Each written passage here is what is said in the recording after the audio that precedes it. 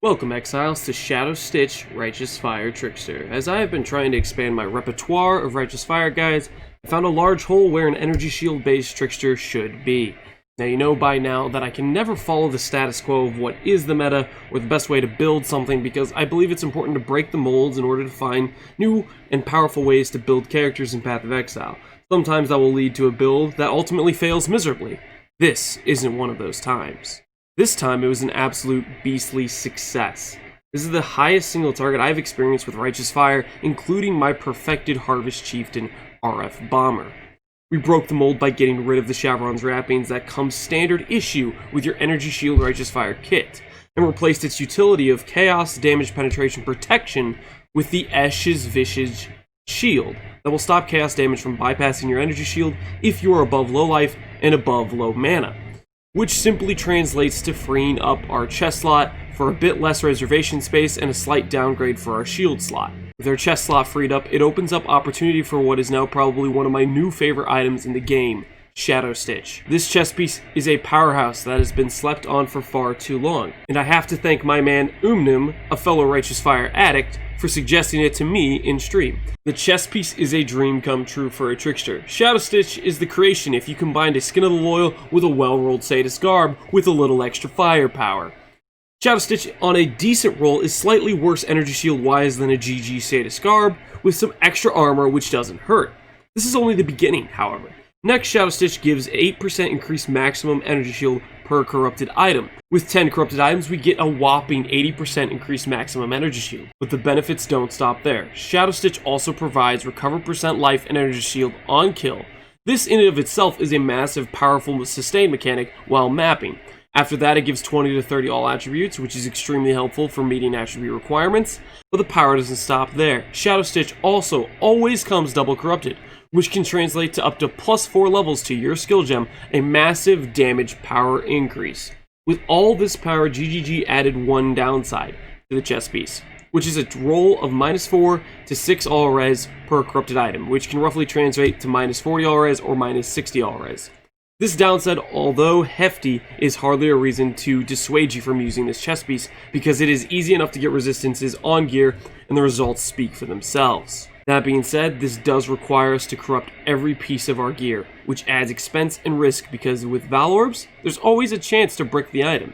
This risk can be mostly avoided with everything but jewelry, because non-jewelry items we can guarantee corrupt to 30 quality by using the Krasic Vassal Bestiary craft, whereas jewelry we can't use that craft and therefore have to risk the Val Orb and risk breaking the jewelry. Now before I get into gear and passives, I should cover a few key points, such as how to make Shadowstitch and the build cost.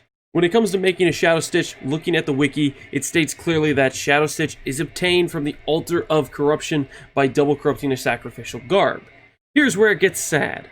I double corrupted 8 sacrificial garbs, I farmed many corruption chambers and a whole lot of Elven missions for this, and didn't get a single Shadowstitch. The kicker is, apparently the sacrificial garb has to be normal rarity. I was corrupting rare sacrificial garbs, thus wasting my corruption chambers. It's a painful lesson to learn. Don't be like me, folks. If you're trying to homebrew yourself a Shadowstitch with a 25% chance of creation, make sure to use normal sacrificial garbs and quality it beforehand as well. Besides making a Shadowstitch, let's talk build costs. Throughout the creation of this build, I spent somewhere close to 70x. Of those 70x, I'd wager about 10 to 20x was wasted on gambles I knew really weren't worth the risk, and for the most part didn't need to happen. I self-crafted almost all my gear, that's part where the gambling came in, just saying, and we'll be going over crafting methods later. This build gave some powerful results, and I'm really happy with how it performed on the investment I put in. That being said, although I can see some avenues of cutting budget on the build here and there, I can't really see it working on any sort of strict budget, and therefore would only recommend transitioning to this build if you have a solid amount of currency to put into it. And therefore will not be including budget gear options for this build. I will instead recommend you doing what I did, which was playing it as an Impulsa Righteous Fire Bomber in my previous video guide, until I could acquire the appropriate funding to transition to this build we have here. I should also mention, in the Path of Building, I have the Dot Multi Malevolence Watcher's Eye in there for damage numbers. For all the clips you see here, I wasn't using that Watcher's Eye. I simply dropped it at the very end on the last fight I was doing, which was Uber Elder, and wanted to include it for the Path of Building warriors that like to see high damage numbers. Really, you can kind of disregard that. You don't necessarily need that Watcher's Eye. A percent regen Watcher's Eye or a percent recovery rate Watcher's Eye will do you just fine on a couple X of expense. Now that we're in game, we're going to cover the passive tree, the cluster jewels, crafting, gem links, and the gearing. Now to start off with the gem links. In our weapon, we have Precision level 1, linked to Blood Magic, linked to Discipline. This is basically, Precision is just for the little bit extra crit chance. That means we have a higher uptime on Elemental Overload, and then Discipline for the extra ES. This pool here, on both your life and mana pool, you're going to realize this, when you play this build, is you need to keep them above 35% reservation, because 35%, once they go below that, you're considered low mana or low life, and therefore damage will go right through your, or chaos damage will go right through your energy shield and kill you. So we have to stay just above 35% here on our life pool. The way to calculate how much reservation you have based on the amount of reduced reservation you have on the tree is simply take the life number, that is 725 here, and divide it by the full amount, which is 860. We do that, it would come somewhere between 37 and like 40% unreserved. I'm not going to do it right now on the calculator because I've already done it previously, but that's how you calculate that. You simply divide the smaller number by the larger number to give the percent unreserved. Next up for our auras, in our shield, we have Malevolence, Enlightened Support level 4, and Purity of Fire. This is important because in our shield we have a +2 AoE corruption. Ideally, this is the scenario you want, or a +2 duration would work as well, but in that case you would need a Val and Purity of Fire, which I wouldn't particularly recommend because it would reduce the amount of uptime you can have on Val Righteous Fire, which won't feel great. The point for this is, at level 23 specifically, you go from +4 additional max fire res to +5. So it's an extra max res, which makes you sustain Righteous Fire damage better, so it feels good. So ideally, if you can get Ash's Visage with +2 AoE, +2 duration, that's what you want. Also, the Enlightened level 4 is necessary to get the amount reservation where we're not spending so much mana that we go over the 35% reserve threshold. Because if you spend your mana down below 35% and you get hit by chaos damage, that could potentially go straight through your ES and kill you. So we want to be a little bit above the 35% threshold, so that way we can spend mana here and there and not be too worried about getting ourselves killed to chaos damage. And then also, Enlightened 4 helps get us there with the reservation we have on the tree, being here, and Charisma anointed on our amulet. Next up, for our gearing, we have Stormbrand, linked to Flammability, linked to Orb of Storms, linked to Hex Touch. This is simply because we like to keep good uptime on our Elemental Overload. Stormbrand, I've decided, I actually like quite a bit when it comes to boss fights, especially Cirrus, because he teleports around everywhere. Stormbrand will stay on Cirrus everywhere he goes around the map and continue to hit him and continue to proc Elemental Overload, and it has a fast hit rate. Also, throwing in Orb of Storms gets you multiple hits going, thus even better Elemental Overload uptime. And one key factor here is if you get a Wrapped in Flame, for example, it has a 5% chance to cover enemies in Ash on hit while you're burning, so while we have Righteous Fire up, which means if you get more hits going on an enemy, there's a higher likelihood you'll cover them in Ash, and that's another 20% more damage multiplier pretty much. After that setup, we have Inspiration Support, linked to Combustion, linked to Flame Dash, linked to Wave of Conviction. The reason for this is, Wave of Conviction inflicts exposure on the enemy, and then it also ignites the enemy with Combustion. So instead of just minus 25 fire res from exposure from Wave of Conviction, we get another minus 19 from Combustion as well. So it's a really big damage boost, along with Inspiration Support. Whenever we're casting this, it generates charges, and thus makes Inspiration Support here on a Righteous Fire setup give us damage, because normally you can't generate Inspiration charges with Righteous Fire. That also being said is not Wave of Conviction, Flame Dash also is generating charges as well for us. And potentially igniting. I forget if it does have a hit damage. It does have a hit damage to Flame Dash, so I guess I could ignite people with Flame Dash with Combustion as well if I Flame Dash over them. Next up on our gearing, we have Fortify, linked to Shield Charge, linked to faster attacks. This is simply all about good feeling for mapping. If you're constantly having shield charging through packs, it feels good for movement, and then it also feels good for defenses. When we have the 20% Fortify effect, or 25 or 20% reduced damage taken, it makes this 12k ES feel like 15k ES. It really makes you feel a lot more tanky while mapping. That mixed in with the recover percent life on kill with Shadowstitch, really when you're mapping, you just don't die. It just feels good. You got a ton of sustain and a ton of tankiness there. Next up for links is our damage setup, and that, of course, is going to be Righteous Fire with Inspiration support, with Awakened Burning, with Efficacy, with Awakened Elemental Focus, and with Conk Effect. Ideally here, if you get a +4 gem setup or a +3, like a +1 socketed gems, you might want to swap out Efficacy for a Empower support. That is something I would test out here and there to see if that ends up making your damage feel better. With just +2 gems, I'm pretty sure I did the math on this, and Efficacy is still a superior damage support by like 5 or so%. But if you throw on an Empower on top of a +4 chest piece, you'll probably get an extra radius on Righteous Fire, and the levels start to become more relevant, and your ES pool is less relevant with how much flat damage you're getting out of Righteous Fire.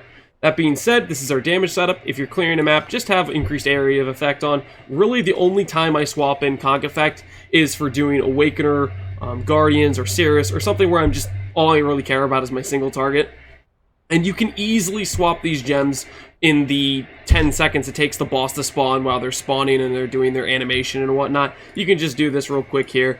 I really just do it for Awakener, Guardians, and Cirrus, and Elder, Shaper, boss fights pretty much. For the most part, you want the Awakened AoE. It feels a lot better when you're clearing through packs. Now, let's go over gearing. During this section, I'm also going to go over how I crafted each piece of gear as well. So, to start it off with, it's Shadowstitch, it's Escher's Visage, get those out of the way, and Presence of Chayula, anointed with Charisma.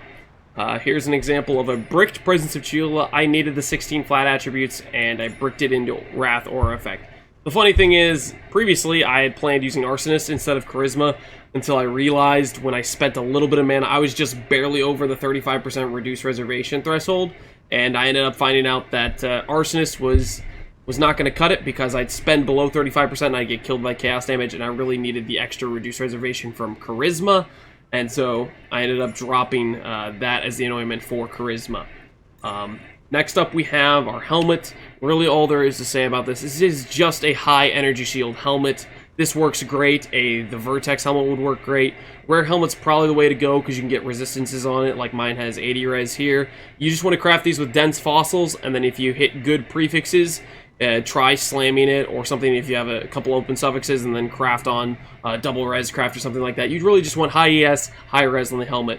For the gloves, I bought these one for 9x. They were like pretty much the perfect gloves for me, and somebody had made them and had them up for sale for 9x. I thought it was kind of a steal. Without harvest crafting, these gloves are very hard to make. Simply for this, I would just go dense fossil spam until you get really high ES and then craft on resistances. I wouldn't necessarily plan on getting fired out multi unless you're really going pretty high budget with it, or you find somebody who has something like this for sale and they're selling it for 9x because that's a complete steal. It was a really good deal in my opinion. After these, we have Sintrek boots. These are great boots because they give you a dex, they give you a good amount of energy shield, and buying one with a 120% crit chance enchant wasn't too expensive for me. Now, when we're talking about enchants here, the two enchants that come to mind with Righteous Fire is the crit chance one and the percent regen if you've been hit recently. All I have to say about this, if you want better sustain, if you want better feels good livelihood, I'd go with the regen enchant. If you want better damage, go with the crit enchant. The crit enchant is huge for keeping elemental overload uptime, and I'd highly recommend it as a Righteous Fire player. Personally, I like the crit chance for keeping elemental overload. It feels good having that extra damage up more consistently. After this, we have a belt. This is simply a Crusader belt. I'd recommend of the item level at least 82. I think that gives you the highest percent energy shield craft available. And then you're just going to spam dense fossils until you hit percent energy shield, recovery rate, and flat ES. That's all you're really going for. And then you want to craft on more resistances.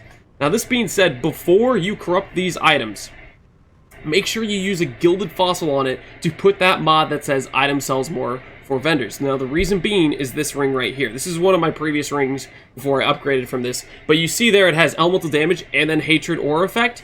The reality is this would have been a brick like Presence of Chayula had I not thrown the gilded fossil on there, because that gilded fossil gives another implicit mod that can be taken off and replaced with the corruption. And there could be a good scenario where you get 16 all res, so you could have a double implicit type of item with the Gilded Fossil Corruption outcome. So really take that measure to safeguard your gear against bricks, because it gives you another 50% chance that you won't brick your item when you would have previously bricked it. So that's one recommendation I would have with all this jewelry crafts. You want to make sure you do that beforehand with the jewelry. After the belt, we have the 2 rings. These are simply the same thing as the belt, which is item level 82, Crusader, and you're just going to dense fossil spam until you hit good ES with some resistances. So right here, we have good ES resistances. Same thing here, good ES resistances, and actually I hit strength, which I was very happy with because I had a bit of a strength problem, and this 39 strength helped fix it for me. After the jewelry, we move on to our weapon. This is really just about percent damage, percent fired out multi, and then if you can get it, a plus to levels would feel good as well. So that's really what you want there. I'd recommend crafting these on a fractured base. I think that's the best way to make these scepters with scorched fossils. A good fractured base, that's the way to go. Now, I believe this covers all the gear pieces. Let's move on to flasks. Flasks, as always, it's a small life flask with reduced charges used and remove burning. You can get these from Act 2, I believe, that are at least item level 13, I think is what you need to get reduced charges used. You simply roll for reduced charges used, and then you'll put remove burning. A medium flask would work as well, I believe. The main point of this is to keep the consumes charges line of 6 charges or lower, so that way our Ryslatha Pantheon can generate the charges needed to turn off Righteous Fire in 2 ticks, so 6 seconds. If you have a bigger life flask, it'll take all the way up to 15 seconds, and you won't be able to turn your Righteous Fire on and off as much as you might like. Next up, we have a Remove Bleed Mana Flask. Feels great. 100% always recommended during Remove Bleed Mana Flasks. It'll really keep the bleeds, deaths to an absolute minimum. Next up, a Quartz Flask. I can't get over how good phasing feels. I'm putting this now in pretty much all my builds because of how happy I am with how much phasing makes my life less miserable. And then, of course, immunity cursing. This makes a lot of the map curses that would normally feel very bad for us not, because we're not over-capped for resistances here. It was hard enough to get capped with minus 40 all-res from this chest piece, so you really don't want to be killing yourself to elemental weakness just because you don't have the ability to remove the curse. So very important mod on your flask. Next up, we have a Remove Freeze Jade Flask. This feels great because it gives us a lot more evasion, so we don't get hit very often. I can feel pretty confident for the most part if I go to tank a Shaper Slam. 1, he's not going to one-hit me, and 2, for the most part, he's not going to hit me. So it feels great to have a Jade Flask. Same with just running through maps, having a Jade Flask up, plus the dodge, plus a lot of the evasion we get from Trickster. Feels great. And then last but not least, of course, is a Quicksilver Flask of Adrenaline for that sweet, sweet movement speed. Now that we've gone over flasks, let's go over to start out with Cluster Jewels. Now, when you're crafting Cluster Jewels, the best case scenario is getting something like this, a Burning Bright with a Widespread Destruction on the travel passives. Getting a 3 notable like this is your perfect cluster. For crafting something like this, you want to get a large cluster that has 8 passives at a maximum, and then you want it to be between the item levels of 50 and 67. What this does is it keeps all the notables you want in the mod pool while restricting the amount of extra notables that would be bad outcomes from occurring. So if you get this sort of item level jewel, you just want to simply spam Scorched Fossils on it until you get Burning Bright on the travel notable to start out with, and then ideally you want to continue trying to craft more jewels and get triple notable jewels when you can. Widespread Destruction is a great notable. Prismatic Heart is a great notable because it gives us all res. We need those resistances, and Burning Bright is pretty much mandatory. Stuff like Disorienting Display and Cremator are kind of okay nodes. They feel good damage-wise. Spending 2 passives to get 42% damage felt like a decent investment and worth it. So if you get a triple notable with some extra nodes like that, it's not really the end of the world. Spending those 2 extra passives to get to the extra node you want is sometimes worth it as well. Moving on to medium clusters. All of these, you basically want Burning Bright and Via Reinvigoration. I have 1 Via Reinvigoration Wrapped in Flame because I RNG'd my way into it when Alk scouring beforehand, but this isn't necessarily necessary. For the most part, I'd recommend Burning Bright and Via Reinvigoration. The way you craft these is you get a jewel, same as before, item level 50 to 67, and you want to alt spam until you hit Burning Bright or Via Reinvigoration. Once you hit those, you augment to fill up a suffix and you regal. It's a 1 in 20 to hit Burning Bright or Via Reinvigoration, whichever one you need, and roughly I crafted 3 in about 700 alterations for myself. I don't know if that's super lucky or not, but it didn't feel particularly bad getting a 1 in 20 Regal chance when it's pretty common to hit both these notables in alteration spamming. You can get these relatively cheaply crafted. Do not buy these for 4, 5x, 3x, 2x. 2x might be, you know, starting to get to the point where it doesn't feel too bad to buy, but I think it still would be a scam to buy these for 2x. You'd be better off crafting it yourself. Now, looking at a broad perspective of the tree, of course, it's like basically all Righteous Fire builds. You got the key main elements of Elemental Equilibrium, you got Elemental Overload, you grab percent energy shield, you grab percent damage, you grab percent damage over time multiplier, and you grab regen. That's basically it when it comes to this tree. I will be including a path of building for it, but I'm only going to include leveling trees of 70, 80, 90, 95, because I wouldn't recommend doing Energy Shield Righteous Fire while leveling through the campaign. Instead, I'd recommend looking at the leveling trees of my Impulsa RF Bomber, level it as life-based until you get to level 70, you can equip all your gear, and then transition it into Energy Shield variations. And I will have in the description, or in the path of buildings, trees at level 70, so you can start there when you've transitioned over to Energy Shield based. Another thing I should go over is crafting jewels. You'll notice in this build, I have some really good jewels, and it actually didn't cost me too much. When you're looking at these jewels, this is a perfect Energy Shield Righteous Fire jewel. I made 2 of them. This is without harvest crafting. Really, all you need is to buy a jewel with fractured percent energy shield. I bought most of my jewels in between 5 to 10C. People are really underestimating the value of percent fractured, percent energy shield. All you really do is grab a jewel like this, and you throw Scorched Fossils at it. To hit a perfect jewel like this, it took me about, I think, an average of 150 to 200 Scorched Fossils per perfect Righteous Fire jewel here. In the meantime, I hit some other triple damage jewels, which are almost just as good as well here, and those did not take an extra 200 Scorched Fossils. That was just in the process of making these. So I probably spent about 500 Scorched Fossils, and I made 4 pretty darn good Righteous Fire jewels. All you really have to do is get the base with the percent fracture, and then throw Scorched Fossils at it. Within 10 Scorched Fossils, you'll hit a double damage percent energy shield one, and you'll be set on a pretty good jewel. Really, when it comes down perfecting these things is when you start to get into the 100, 200 Scorched Fossil range of trying to hit a perfect jewel like this here. So that's how you craft these jewels. And one last thing, when it comes to jewels for this build, it comes to Fragile Bloom. This jewel gives us a, you'll see I'm actually degenning right now. I'm going to go ahead and turn off my Righteous Fire, because I just took off this jewel, which gives us Fragile Regrowth. It goes up to a maximum of 10 stacks. Per stack, we get 0.7% regen. So what you'll notice is when we have this jewel on, I'm going to turn on Righteous Fire right away. We're degenning, and by the time we get to about, I think it's like 8 or 9, we stop degenning and we start going net upwards because we've hit the percent regen threshold needed to actually sustain Righteous Fire based on our current build and how many passes we have spec'd for regeneration. I'll say this, you don't have to necessarily live like this. I am playing this on an absolute damage min-max scaled variant. If you don't like the idea of being degenning, say you get hit, you'll lose these 10 stacks and you'll go back to degenning.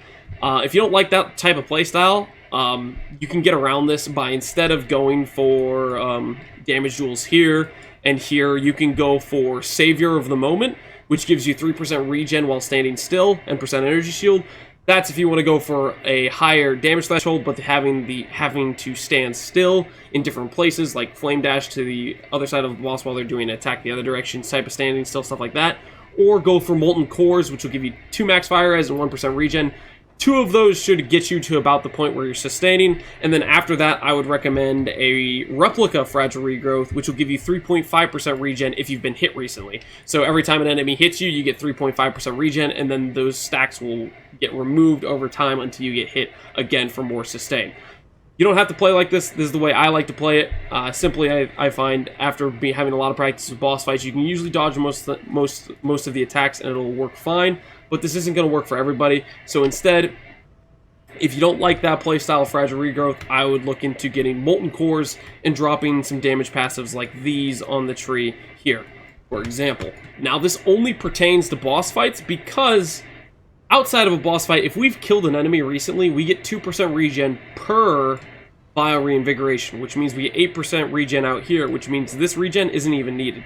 And then on top of that, we have a 70% regen multiplier from Patient Reaper, and on top of that, we have 5% recover life on, or recover energy shield on kill from Shadowstitch, and another like 2% from being a Trickster, which means while we're mapping, our sustain is perfect. It's amazing. This only comes to play when you get to a boss fight, and if you're not dodging the boss fight mechanics, you will lose your fragile regrowth. You'll have to be doing some turning off Righteous Fire on and off, stuff like that. You'll have to play around.